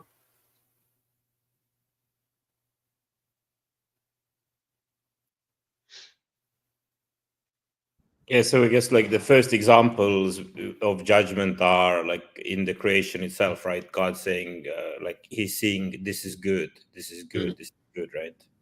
Yeah. And then this is bad, this is bad, this is bad. Right. Well, I mean, we perceive that as judgment, but it's actually just the process of creation as such. In other words, it's the truth statement or the truth claim, if you will, of the creation and of the results of the creation, right? Because it's not all creation. There's also results. That's people get confused with that. I did a video on navigating patterns with the Alex O'Connor, Jonathan Pageau talk. It's one of the confusions Alex O'Connor has about the world. Like there's consequences to the creation that are, we'll say, independent of, we'll say, an immediate interaction that God has with you, right? Or with the creation itself, right? Like day and night are in some sense side effects of the creation as it's laid out. And so those aren't judgments as such. It's more the statement of how things are unfolded or have been created, if you want to think of it, you know, either way, they're the same statement. And so it's the statement of the ideal. We'll say the negative ideal and the positive ideal, right? It's a statement of the ideal. And so it's not a judgment in the way we think of it, right? It's a judgment as an axiomatic statement of the nature of reality as such. If I could just point out two things. One is the book is constrained by a few things, but I think also importantly, it is in a way restrained and perhaps knowingly so by the author, but we have no way of discerning that reading through the book by several things, which I'm not going to get into. But the reason why I bring this up is one of the things that is both constraining and restraining some of what this chapter brings up with Nebuchadnezzar's dream and the dreams. I want to point back at the specific phrase of iron and clay not holding. I think the important thing and is that these are not quite symbolic, isn't the right word. Some sort of semiotic, or for those who don't know the word, that also means symbolism, but not in the quite same sense. Some sort of semi-symbolic way of looking at these things to really say the following. Systems that don't have a way of integrating top and bottom will eventually collapse. Iron's hardness does not become one, does not create a unity, does not enfold into clay, even if you mash clay into iron. I'm thinking a little bit about, like, folks might think about rebar in concrete and how that works. And that's a little bit different than just putting iron in your bricks and expecting better bricks. The specific image here is of a statue, and so that's hierarchical in a sense. So where the hardness or the iron is placed has a different understanding in a cultural context, which I don't have the time or authority or competency to discuss. But to sum up, when looking at the diagrams on page 146 in the physical copy, and going back to the foundation stone and the stumbling stone being translatable, for me that makes relevant and salient that these things are translatable.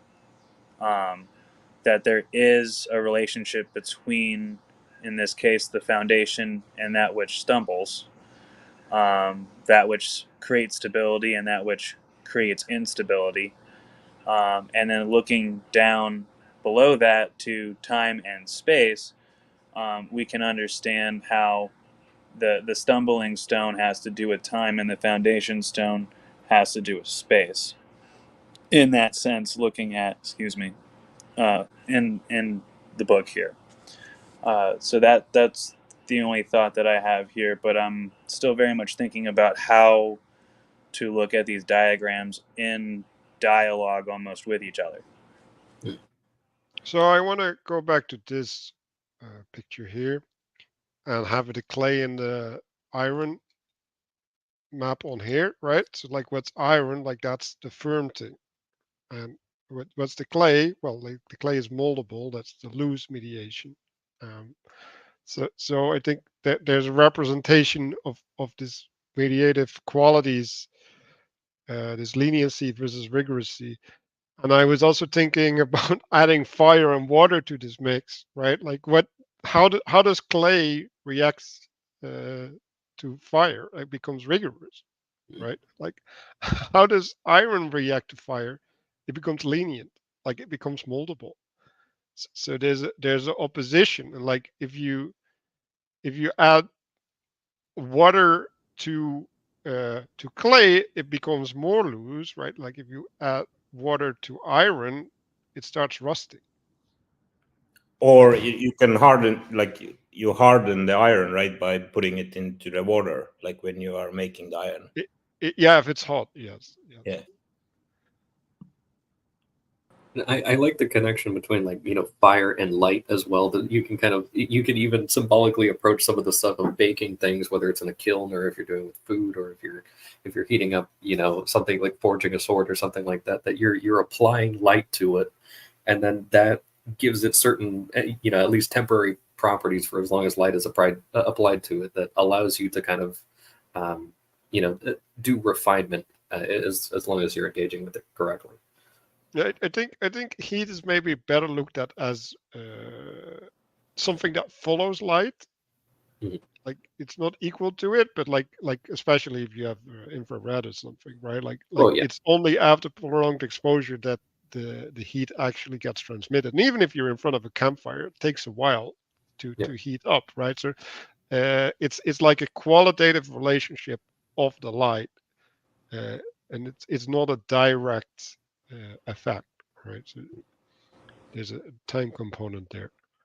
I just want to point out that these things are not in opposition in the conventional sense or colloquial sense that I hear you guys discussing. I also want to use that as a way to say up and down are not in opposition. They're different directions, and they can, and perhaps in the worldview of the book, should cooperate. It's in that ability to cooperate at all that perhaps engenders the capacity to translate these perspectives. But I am putting that forward from my perspective and understanding. Well, I think John made a good point about there was another thing that I think that kind of buttresses your point, that it is sort of this complementarity that's taking place by having each side, or up and down, or what have you. Yeah, I think the issue with Genesis is that it's so fundamental that there's not enough intermediary things, right? Because like when Jordan Peterson talks about, well, like you are betrayed or something, right? And now you have to go through your whole hierarchy of being, right? And see at what level was the error made, right? Like at what point did I not conform to reality, right? So like when we're starting to build something, right? The only place that you cannot conform is the foundation stone, right? But like it might be later on that you're just like at the third floor and you have to rebuild the third floor instead of like the whole house. And I think that's an important distinction where we're not at yet in the analysis. Yeah, So, and I wanna echo sort of what RJ said. It's like opposition in the definition of the word is a thing that you do to the world. It's not in the world ever. There's no opposition in the world. It doesn't exist there. Opposition is something an agent applies to the world. They set apart. So the solution to that is don't do that. It's not that hard. When you're looking at two things that have this axial or pole-like relationship, where people get confused is the reason why they're on a pole, or they're opposite ends of the same object, a pole or a rod, for example, is because they have a direct, equal, transitive property. And some things that aren't on a pole also have a transitive property. That is to say that they are the same in some way. In other words, their transitions can be equal, right? And it might be a difference of direction, right? But that's what transitive means. Basically, it means that you can reverse it. And the fact that two things have reversible similar effects does not mean they're in opposition. It means they're two things with reversible similar effects. That's it. You don't have to put them in opposition. And if you don't, you will understand everything in the world better. And more importantly, when you don't put things in opposition, because it's entirely up to you, you will figure out how to connect or integrate the world. Like it's the only thing preventing you from doing that is this oppositional frame. That's it. So just to understand, so basically it's the different sides of the coin, right? It's one coin, just has two sides. Okay. Well, like the way that I understand it, I'm on the wrong page, right? So, when we look at the center, right, of the space, right, like the space is established by what it's around, like it, the identity of the space or the foundation stone is determining the space, right? Now, a couple chapters back, he said that as Earth was established, north and south and east and west were established as opposites and up and down as well. I was like, no, when you have a point in space, you can go east and you can go west. That doesn't mean that east and west are established. And that's the distinction, right? So you can say, oh, I can zoom out and I can see the eastness and the westness, and thereby I know the space and what's in the space and what's established by the founding stone. Or you can just say no, like when I'm at the founding stone, I can go in the direction of east and I can go in the direction of west, and I will just take appropriate steps when I need to.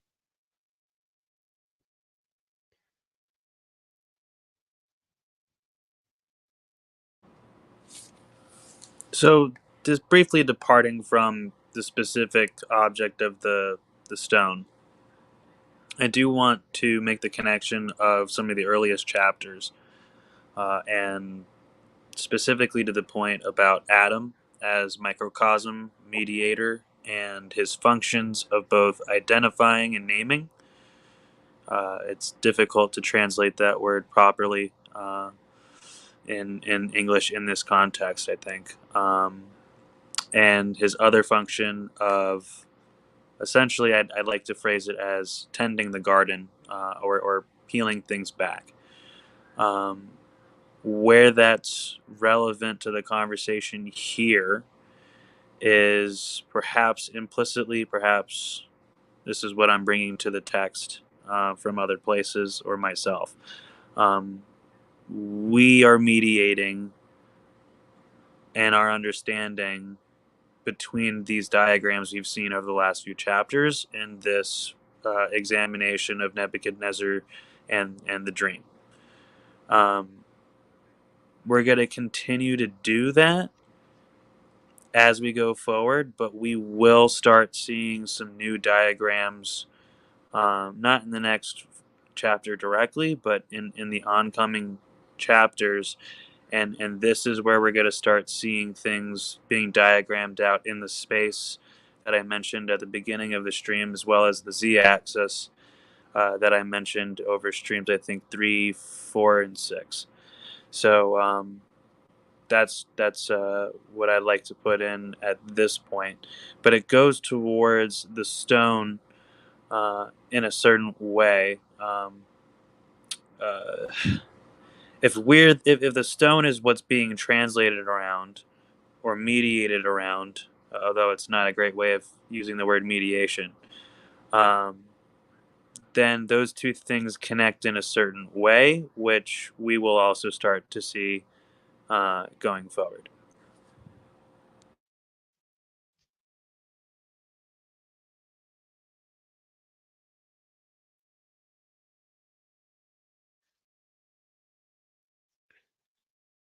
Yeah, the next chapter is big, so I think we'll leave that for next week.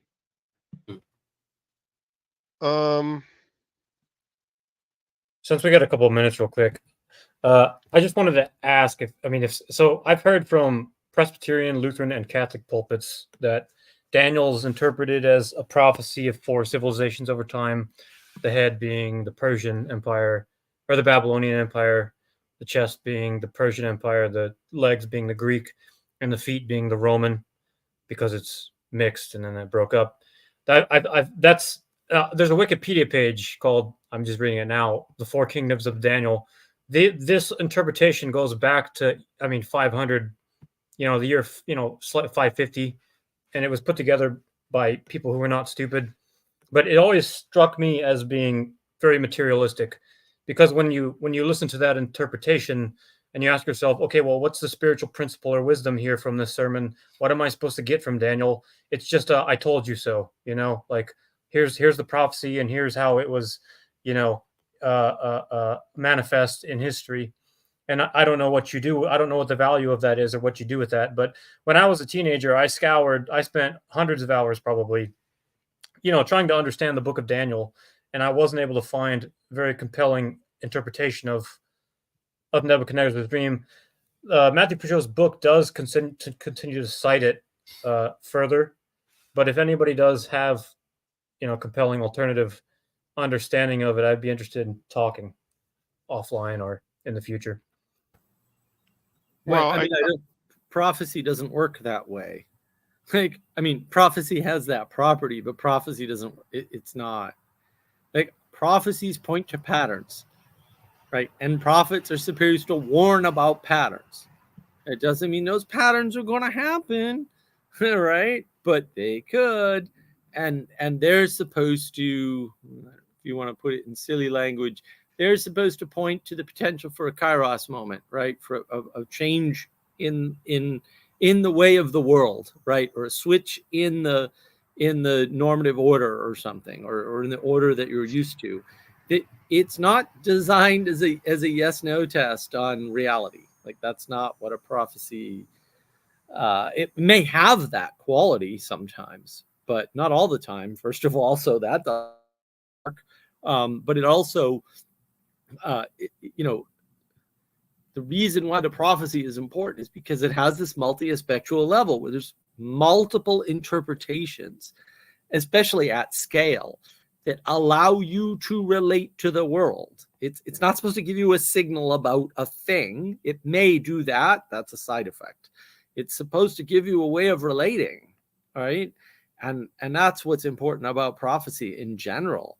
And that's why Matthieu uses it in the book, right? And he says, well, let's look at this, right? Let's look at this dream and look at one way that the symbols unfold and relate it back to Genesis. So, that has nothing to do with, with the dream itself, right? In some sense, it has to do with how the dream relates to creation as such. And this is a different way of thinking about things, right? It's a different way of thinking about the world, which is, that's the point of prophecy, is to tell you the way you've been thinking about the world might be about to change, right? Based on your actions. Like, this is the other problem. Prophecies are not things you're going to run into. They're opportunities to relate differently. And if you don't take the opportunity to relate differently, that's when the prophecy quote comes true, if you want to think of it in that banal term. Yeah. For people who aren't as familiar with how Mark frames things, in other words, people haven't watched, I suppose, enough of Navigating Patterns, and may prefer things in a propositional frame, even though that's not the best way, or perhaps not a good way of discussing what Mark was pointing out. I would just briefly shout out John H. Walton's Lost World of series on the prophets, which you can find on Amazon, which points out specifically how Mark was gesturing at. The prophets are relaying and laying out patterns and the specific points that are about to change. The way I like to think about it is, as far as prophecies, as Walton talks about it, he uses the metaphor of having the syllabus for class. It doesn't mean you know exactly what's going to be said in every class, but you do know the topics and the agenda, and this is going to lead to that because we are going to go through the book. So in the same way, I'm not a prophet right now for saying we're going to go over some of these diagrams in my last comment, but I am looking at the pattern of going through a book club to make that statement. So that hopefully that can clarify a little bit and also point people at I think a useful resource. What was the name of the book? Let me just follow up on that really quickly. I wanted to jump on your point too about it sort of occurred to me, I didn't make this, I will say, clear enough, right? When a prophet is speaking, a change is happening, okay? And now you've got a choice. The choice is, do you try to take responsibility for that change? And you can fall on either side of that, we'll say, if there's a side, right? But if you decide to take responsibility, now you have another choice. What are you going to do with that change, right? How are you going to shape that change? Because, and this happens all the time in prophecies, right? You think particularly back to Pharaoh, who keeps screwing it up, right? You can take that prophecy seriously and point it towards the good and try to make a change towards the good, or you can have a bad, maybe unknowingly to you. Like, I'm a pragmatist, so your ignorance is not relevant to my formulation of how I see the world, because I only see what you do. I don't see what you, quote, intend, whatever that means, right? Or you can point it to the bad, right? And so just because you take responsibility for the change, you decide to get involved in the change, doesn't mean the change is going to go better even. So there's two decision points in there, or more, really. Like, do you take responsibility? How much responsibility do you take? What do you do with that responsibility? How do you orient your responsibility in that change? And again, that's if you're going to take responsibility at all, and maybe you don't. Like, I don't know of a case where that would be a good idea, but I also don't study this, so who knows? Maybe not making a change and letting the quote prophecy unfold is fine, right? I mean, there are certainly positive prophecies, like a king will be born. It's like, well, let's not interfere with that. Although some kings have tried. Yeah, I was going to say. Yeah. So why is there then like some sort of framework to detecting like false prophets or like false prophecy based on because they can have false patterns. Right, they could be telling you a lie about the pattern, and then you can respond to that. We're all gonna have joy. Like, there you go. right. Or one pattern is the world is going to be significantly changed and people are going to have to migrate and move around. Notice the careful use of words, as the result of a massive change to the climate that you're responsible for. Okay, that's false prophecy for sure. Like, I can just tell you that right. It doesn't even work in the science frame, right? But they use the science frame to make the prophecy, while at the same time telling you immigration is good. I don't think that's a coincidence, by the way. It might not be, quote, intentional in that way or deliberate in that way, but it's not a coincidence that those two things have a way of being like each other. Right. I just want to chime in and say immigration is also not bad. And the climate does, cause certain places to become unlivable. And just to, clarify certain things, I'll just make the quick. I suppose it's a sort of a joke. There's lies, uh, real lying, and statistics being the worst of them all. So it's just a way of just kind of the joke really points out framing as far as statistics of what you're including and not including is very much divorced in a sense of good and bad. I don't think anyone here today is really passing judgment on anything that's been brought up. At least I don't hear it as that, and I'm not trying to pass judgment myself. Weaving some threads throughout our conversation on this. But ultimately, you can try to justify and reason and explain why things are, and that has some utility.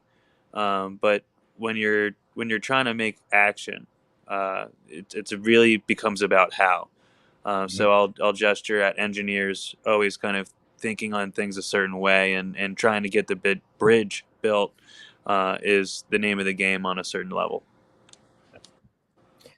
I had a question about like when we were talking about the remainders. So specifically about like leaving the edges of the field. So how does it work? Like in a sense, like that's a protection of the land as well. Like so, for example, like it provides like biomass on the edges so that the land doesn't erode or. Well, it does lots of things. This is the problem that people don't understand. I mean, this is why tyranny is bad at that scale, right? If we could just everything, then remember that the commandment is to have the fields be extra and surplus, such that the widow and the stranger can be fed. That is the commandment. It's that there be a mandatory extra that you would. It's similar to the Cain and Abel story in a way, and it tracks out in the way that Mark is pointing out. But it is in fact a commandment. I'm not quoting it the best. Yeah, but it is to have what Mark is pointing out. Right, but it's not one thing. Like this is the problem, right? Like the difference is that when you try to over-organize or over-structure or include everything, which is the problem that's being pointed out. When you try to include everything, you try to account for everything, right? Then you don't, there's no margin, and that causes a strain that cannot hold. And that's where the actual problem is. Right? So it just crumbles. Yeah, right. So what are the advantages of leaving a fringe? Well, look, if the orphans and widows or the people outside need something, they can get it. Also, maybe the insects will be satiated by the outside that you don't intend to harvest anyway, and then they won't ruin your harvest, right? Because if you make a hard line and an insect comes in and destroys that hard line, your accounting is now wrong. That's why you don't try to account for everything, because you can't, right? And then what else does it do? Well, it allows a boundary to exist that is not a solid boundary. It's now a permeable boundary. So back to the immigration thing. How do you have a permeable immigration boundary? We have rules for immigration. That's all. And then it's a permeable boundary. And when you have an impermeable boundary, you don't have any immigration, right? And when you don't have a boundary, you effectively end up with two systems, right? Because people always want a way to do things.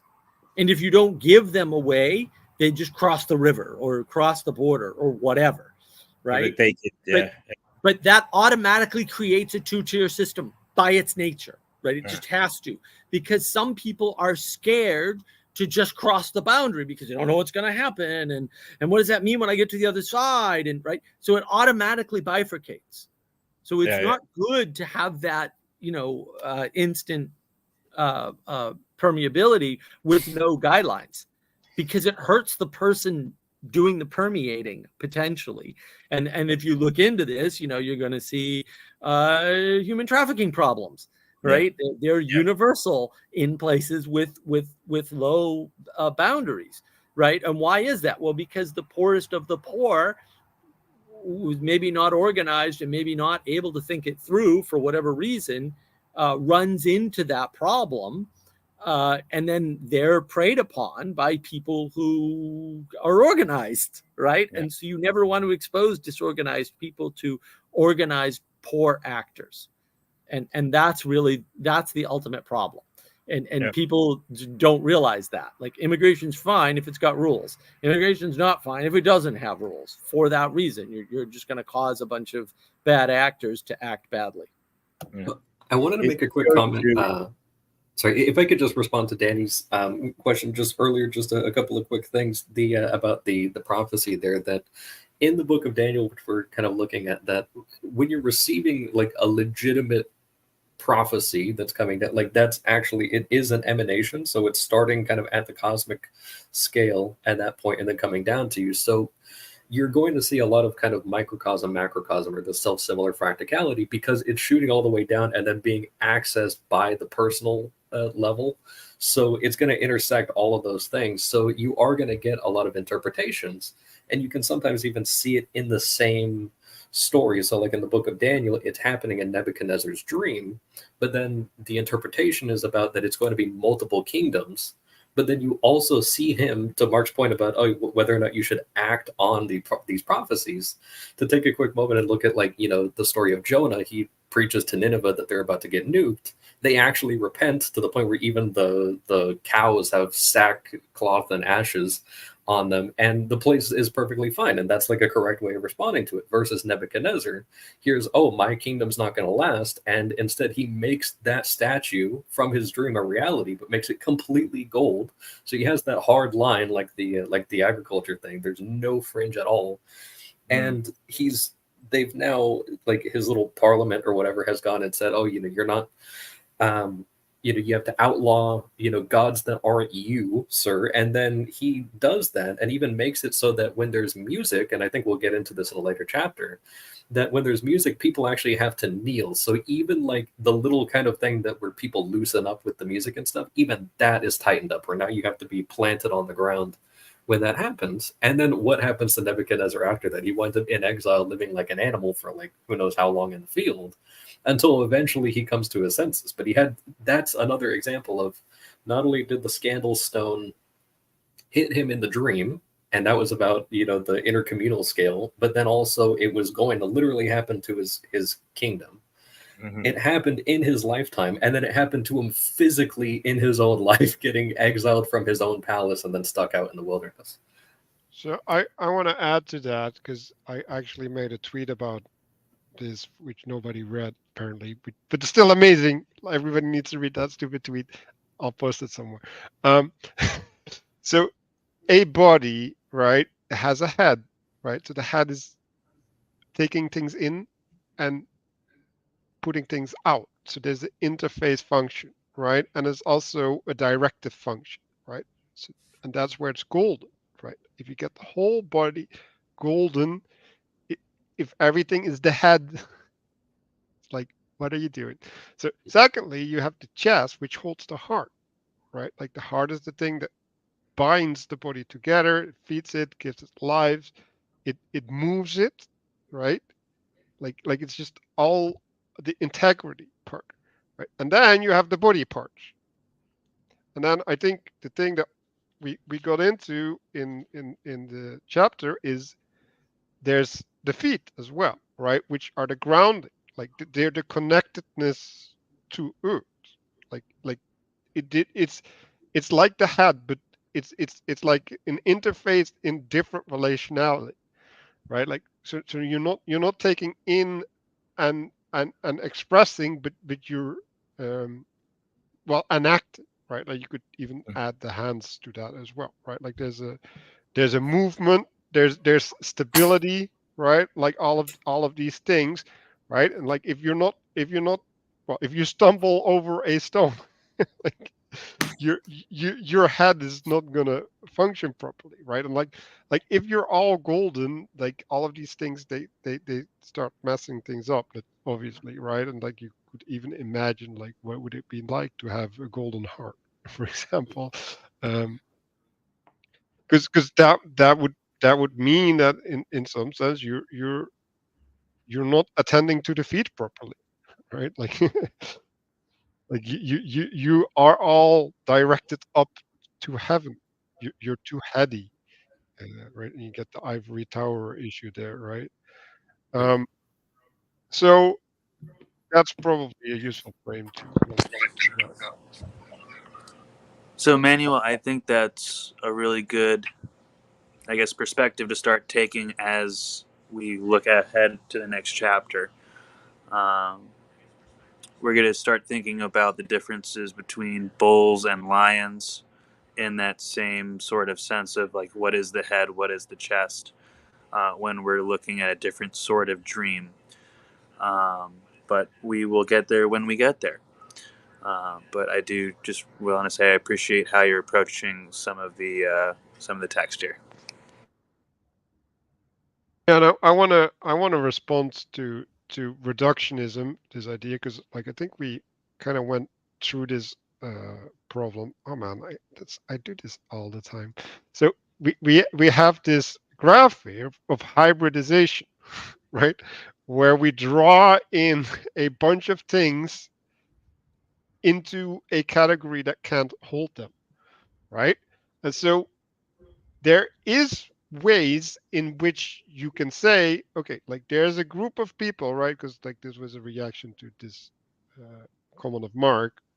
Okay, like there's just catadoxy. Like what is catadoxy? Well, like we even have problems with the orthodoxy because they don't have a proper head, and like that's a big problem, right? But like the whole point is that in order to have a body and have proper bodily functions, which is relating to what we were doing with Nebuchadnezzar, and in order to have a identity as such, you need to have bodily integrity, because else whatever stumbling stone comes in front of you, you'll break apart, which is literally the thing that we've been seeing with Protestantism, right? So when we're talking about a strange mixture, and like it's interesting that we also had it about the problem of personal revelation, right? If you start building from personal revelations as opposed to general or godly revelation, which is the right side of the description here instead of the hybridized version. Like if you go from personal revelation, the chance that you get a hybrid are extremely high. Now, that doesn't mean that you can't be functional and you can't like study the Bible forever and actually get close to God. That's not what it says. It says you shouldn't do that outside of an established tradition. An example of that happening is the was it the oh goodness, I immediately lost the word, that thing where people get raptured. Yeah, that one was one of those personal revelation type situations outside of a hierarchy, and that caused a lot of confusion for sure. But like there's nothing wrong with having personal revelations, right? Like it's like when you have personal revelations that you expand beyond your person, then we're starting to get into trouble. And I like, well, we've been talking about keeping the personal, right? Or at least interpersonal instead of public. Like there's a reason for that. And the reason is that you need the space, right? Or a container that can hold that personal revelation or experience or whatever it is, testimony. And if you decontextualize it, right, or drag it out of the space that it belongs, then you go back to the hybridization, right? Like, I like this idea, right? So you have a story, and then you have the person listening who's projecting, and you end up with a hybrid of the story because they can't relate to the actual story. They don't have the capacity. And what are you doing? You're poisoning the world. Like you need to go back to the feet, right? You need to stand at the same place, see the same things, have the same interactions in order to be able to commune. Like it's that simple. And if you're a Protestant, you are role playing Christianity at a really small country. There you go. Because like it's not universal. And therefore it's anti-Christian. Like that's all I have to say about that part. Um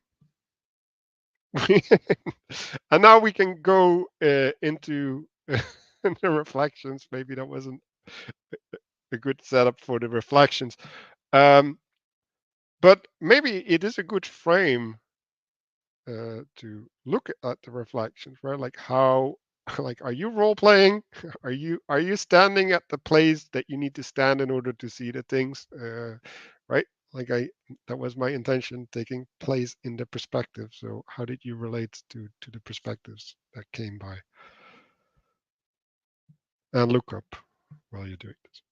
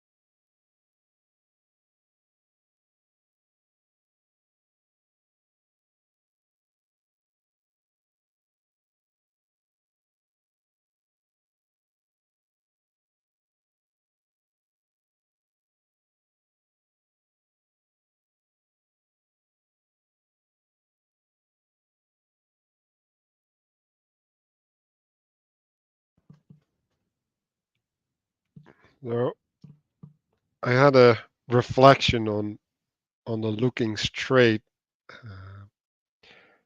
and it partially has to do with not taking yourself uh, with you when you're going somewhere, um, which is related to projection, all sorts of things, and uh, I wanted to connect that to, well, like seeing God, or reading the Bible, or participating in in worship or whatever, right? It's like when you're in a Protestant tradition, right? Like these tend to be heavily biased in a certain direction, and that inherently puts you in a disadvantaged position for seeing straight. Like, and I think that is maybe the best way to approach things. Like, okay, like what are you taking with you when you go somewhere? Right? It's like for example, Danny was talking about the this idea of like what does this prophecy mean, right? And then there's people reading things into the prophecy, right? And like doesn't mean that they're not there or whatever, right? But the problem is they're reading things into it because they come at it with a specific purpose, right? And so like the purpose is what I believe in some sense is the organizing principle of your framing or something, right? And it's going to enable certain connectivity, and more importantly, it's going to disallow other connections. And the disallowance of connections is that which entraps you, right? Like I just go back to this guy who was talking about the usage of fire in the Bible, and like how fire was only related to this and not to that, and then like the Bible never repeated itself, so in a worship song you're not allowed to repeat yourself. And I'm like, why? like what is happening, right? Like he's bringing something into to reading it into the Bible. Like even if there's no repetitions in the Bible, right? Like that could easily be explained by uh paper was expensive. So these things, it's like, yeah, you have to be really careful. Like, what are you looking for and why are you looking for it? Yeah, like even like what is a prophecy? Like, yeah, like at some level, it's like I don't know, right? Like I don't know what this guy was thinking when he wrote this down, right? Like what he was getting at. But also like it doesn't matter. It matters how can I relate to it, and what does it mean to me, right? So like to go back to the judgment, right? Okay, like let's just say like the prophecy is true, right? Like it's a correct pattern. Now what? like like you still have to give meaning to it.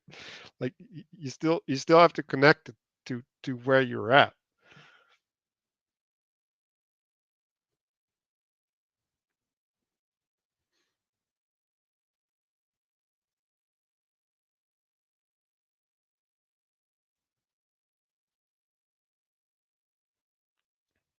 Okay. Did anybody want to have some closing comments? I'm satisfied with that. Okay. Then I'll end the stream.